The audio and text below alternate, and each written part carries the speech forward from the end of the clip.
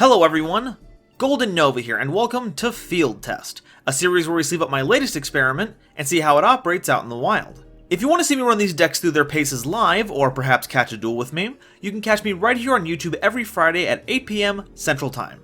Subscribing will keep you posted, and if you want to stay in the loop on any updates, follow the link in the description for my Twitter, or you can join my Discord to hang out with me and the rest of the community.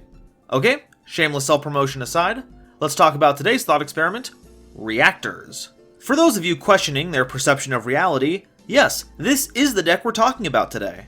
As part of a GoFundMe charity drive, I let 2 people put in sufficient donations to decide some explained videos, and Reactors, brought to you by MBT-Yu-Gi-Oh, was one of them. And now, because I am stubbornly attached to my format, it's time to take to the skies and see just how long we can keep these aircraft airborne. If you're not up to date on what Reactors are capable of, here's the cliff notes. They are very, very good at inciting chuckles and giggles, because this deck is a joke. All caught up? Good. Time for the list. So, building pure reactors is basically impossible. We just don't have a critical mass of cards for it, so I'll be mixing in as many alternate engines as possible to try and get by, and we'll go over them as they come up. First, we have 1 Summon Reactor SK, 2 Trap Reactor Wi-Fi, 2 Spell Reactor RE, and 1 Flying Fortress Skyfire, the absolute bare minimum to call this a reactor deck. Next, we have Ancient Gear Reactor Dragon because it is part of the archetype.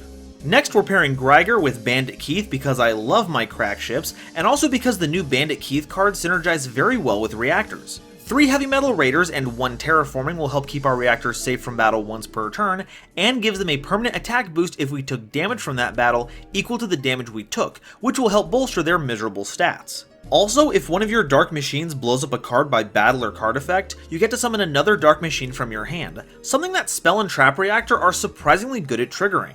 3 Blast Spiders gives us some easy removal, as well as continued synergy with Heavy Metal Raiders, and 2 Desperado Barrel Dragon as insurance for when our machines are destroyed.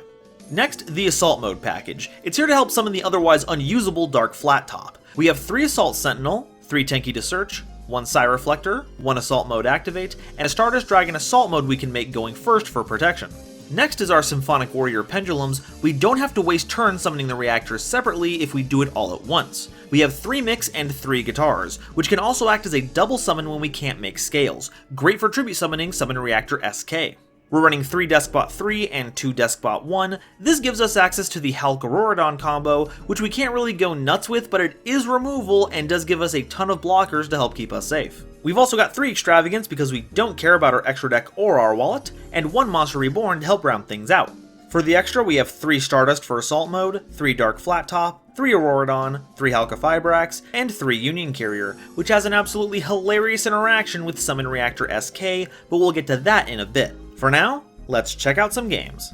Actually, can we take a moment to appreciate the new texture pack that Kale Dragon put together for gameplay now? Absolute chef's kiss. Keep an eye out for all those Golden Nova inside jokes. Okay, so this video comes with a unique problem. I could show you an accurate representation of how this deck plays, but then I'd just be showing you game after game of the deck stalling out almost immediately and then getting wailed on. Take, for instance, this game against Porcelain. A single Ash Blossom is all it takes to shut me out of the game. I mean, just look at this hand.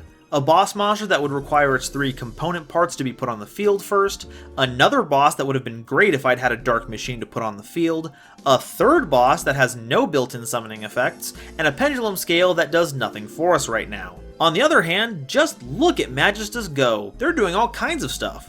But we do survive the turn, and if I can draw anything to unlock this hand, we'll have somewhere to go. But another mix is just the brick we need to finish this house of shame. So, instead of subjecting you to that repetitive grind of failure, I'm just going to show off some of the replays that I thought had some funny, unique interactions. We also happen to win all those games, but remember that these are outliers, not the norm. The first game is up against Monster Shot, running everyone's favorite strategy, stall.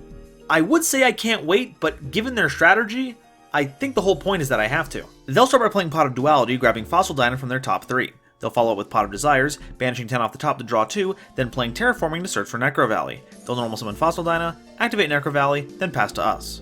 We'll activate Fire Formation Tenki using its effect to search for Assault Sentinel. We'll normal summon them, then go to battle phase, using the extra 100 boost from Tenki to swing over the Fossil Dyna, dealing 500 points of battle damage and freeing up our special summons. In main phase 2, we'll tribute Sentinel to summon Psy Reflector from our deck, using their effect to search for an Assault Mode activate. The tragedy here is that while special summoning is open, the graveyard is closed.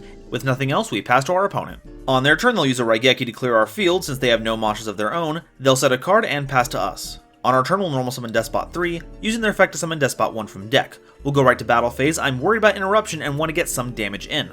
We'll attack with 1, using 3's effect to boost them up to 2500, then attack with 3 for 500. In main phase 2, we'll do the Mecha Phantom Beast Shuffle, linking into Halqifibrax, using their effect to summon Despot 1 from deck, then link into Auroradon. We'll make 3 tokens, but sadly, Necro Valley keeps us from getting back any Despot 1s. That's okay, we'll just trade one of those tokens for their field spell, then pass to them. On their turn, they'll lead with Duality, finding a Guardian Sphinx in the top 3, then play Monarch Stormforth, using our Auroradon as tribute for the Sphinx. They'll move to battle phase, attacking over one of our tokens, then in main phase 2, use the Sphinx's effect to flip itself face down to set up for an entire board bounce before passing to us. We'll play Guitars to Scale, discarding an Assault Mode activate for its effect, summoning a Mix from deck and granting us an additional normal summon. We'll link summon for Union Carrier, complete our scales with another Mix, normal summon a Trap Reactor Wi-Fi, then have Union Carrier equip another copy of Wi-Fi to the one we currently have. Then we'll carve the Arc of Victory, summoning a Mix, 2 Spell Reactor REs, and a Summon Reactor SK. Then we'll activate SK's effect to summon Flying Fortress Skyfire, and since it only cares about the names of cards, we can use the Trap Reactor equipped by Union Carrier instead of the one in the Monster Zone. That's so cool. Skyfire will attack over Sphinx and we'll be fine because the bounce only triggers on flip summon, then we'll attack with the rest of our monsters for game. Next up is John C. running Invoked Element Sabers, a massive contender in the Duel Links meta. Let's see how it runs in the TCG proper. We'll start by playing Guitars to Scale, discarding a Desperado Barrel Dragon to summon a Mix from deck for the extra normal summon. We'll tribute them for Summon Reactor SK, then activate Mix in hand to complete our scales. We'll Pendulum Summon Mix and Guitars, link summon for Union Carrier, then use their effects to equip the Summon Reactor with a Trap Reactor Wi-Fi from deck. That exhausts our hand though, and we have to pass. On their turn, they'll activate Prohibition, keeping us off Heavy Metal Raiders, then play Magical Meltdown to grab Alistair. They'll normal summon the Learned Lad to search Invocation, but that lets us trigger Summon Reactor's effect. They'll play Invocation, making Mechaba. They'll use the Grave effect of Invocation to put Alistair back in their hand, then play Palace of the Elemental Lords. They'll activate Alistair in hand, and combined with their field spell, buff Mechaba to 3900 attack. But SK's attack negation is live, and they don't have a monster in hand to negate the effect, so we get to hang on by the skin of our teeth. On our turn, we draw Pot of Extravagance, and I'm not one to turn my nose up at free card advantage. We'll banish 6, draw 2, then use Union Carrier to equip a Spell Reactor RE to summon a Reactor SK. We can now cheese out Skyfire again by using our equipped Reactors, and discard the Despot 1 in hand to destroy the Mechaba. There's only room for one Machine Boss monster here. After that, we'll carve the Arc of Victory, summoning Despot 3 and Mix, triggering Despot 1 in Grave, and we'll swing in with enough damage to end the game. Alright, time to cap things off with a big finale, and I think this one is the best we got, graded on the merits of it being the grindiest, most ineffectual matchup you've ever seen. If you're looking to feed your sadistic side, this is the section of the video for you. I'm scoring off against Team Chaos Stream, who, when keeping with their Dumpster Fire replay series, has decided to face Reactors with gusto, splashing in a bit of Dragunity for taste. Time to see who's the real master of the skies, the wind or the plains. We'll start by playing Pot of Extravagance, banishing 6 to draw 2, then play Tenki to search Assault Sentinel. We'll normal summon them, tributing them to summon Psy Reflector from deck, searching an Assault Mode activate on summon. We'll then reveal the AMA in hand for Psy's other effect, summoning back the Sentinel, but it turns out we've banished all of our Stardust Dragon, so we'll have Sentinel's effect copy Dark Flat Top's type and attribute so that we can make the infamous pool table instead. We'll pair it with Heavy Metal Raiders, then pass to our opponent. They'll start by discarding Baby Tempest and Gusto Griffin to summon Big Tempest from deck. This will trigger Griffin, summoning Gusto Falco. They'll link into Romulus. Romulus will grab Glow, then they'll normal summon Koos. They'll activate Glow, searching then summoning a Mistletoe by sending the Koos to Grave. It won't be gone for long though, as Mistletoe equips the Koos, which summons itself back. They'll banish 2 Winds in Grave to summon back Tempest, then link for Harpy Connector. Once that's done, they'll synchro for Arid Bear, then go to battle phase. Thankfully, the Bandit Keith Ore that surrounds us keeps Flat Top safe, and with nothing else, they pass to us. We'll start by playing Guitar to Scale, activating its effect by discarding Reactor Dragon to summon a mix from deck for material and the extra normal summon. We'll spend it on a Blast Spider, which we use to pop the Arid Bear. I forget that it Harpy's Feather Dusters our entire back row when it blows up, but thankfully we do have another Heavy Metal Raiders. We'll activate Dark Flat Top to summon a Reactor from grave, and look, Ancient Gear Reactor Dragon is right there to help. We'll swing at Connector for 1100 points of damage, and Mix will chip off another 2300. In main phase 2, we'll link summon Union Carrier, using its effect to equip our Flat Top with a Spell Reactor from deck. That's all we have for now, so we'll pass to our opponent. They'll start by banishing 2 Winds Engraved to summon Tempest, normal summon Gusto Eagle, then go to battle phase. They'll use Eagle to crash into Union Carrier, triggering their effect to summon Calm from deck. Then they'll have Tempest attack over Union Carrier, hitting us for 1400 points of damage, then they'll pass to us. We'll use Flat Top to summon back the Reactor Dragon, then normal summon Despot 3, using its effect to summon Despot 1 from deck. We'll go to battle phase, attacking over Tempest for 600 and Calm for 800, then directly for 500. We'll stop there and pass to our opponent. They'll normal summon Pilica, using their effect to summon Kus from grave. Then they'll banish 2 more Winds Engraved to summon Tempest, then go to battle phase. They'll use the Wind Dragon to attack Despot 3, and will respond by giving an attack boost to Despot 1 so it can stick around, and we take 1900. That's it for them, so they'll pass to us. We'll link summon for Halka Fibrax, using their effect to summon Despot 1 from deck. Then we'll make Auroradon, making 3 tokens and summoning back our Despot 1.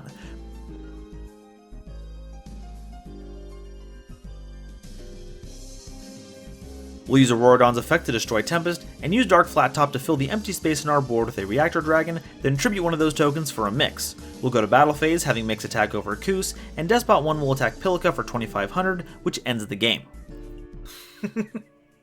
Okay, yeah, this deck is like trying to win with a Magikarp, but it's probably the most fun I've had trying a deck out, and that's saying something. Partly it's because of the deck itself, but also because of everyone who showed up to the stream to watch this madness unfold.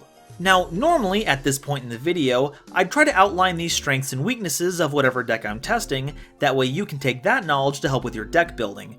But in this case, it would be an exercise in futility. Please do not take this deck to any event, and play it purely as the novel oddity that it is with friends. And just to make sure I'm not leaving anything between the lines, I don't mean this as a value judgment of meta versus casual. Like I said, this is the funnest time I've had with the deck, and you should definitely give this jank a whirl. Just make sure that the deck you're using matches the situation that you're in. In fact, if you do give this deck a spin, let me know what you thought of it. And if you have any changes that can tune the engine a bit better, I'd love to hear about them in the comments. Once again, a big thank you goes out to MBT for sponsoring this video, as well as contributions from the Havercard Man, JC Theater Yu-Gi-Oh, and Third World Yu-Gi-Oh! As of this recording, we still have quite a bit left to go to reach our funding goal, and anything you can give would be greatly appreciated. And if there's anything I can do for you that would help put your money towards this goal, feel free to reach out on social media. I'd love to discuss it with you. Also, while I'm rattling things off, if you're watching this around the time of release, you may know that I'm a bit behind on releasing a certain subscriber special. In an effort to get caught up, we'll be skipping Thursday's upload so we can have a double-sized episode this following Monday. However, we're still doing our usual weekly livestream, so if you're jonesing for some PK Fire gameplay, make sure to tune in on Friday. Thank you all so very much for watching, and I'll see you next time. Bye-bye.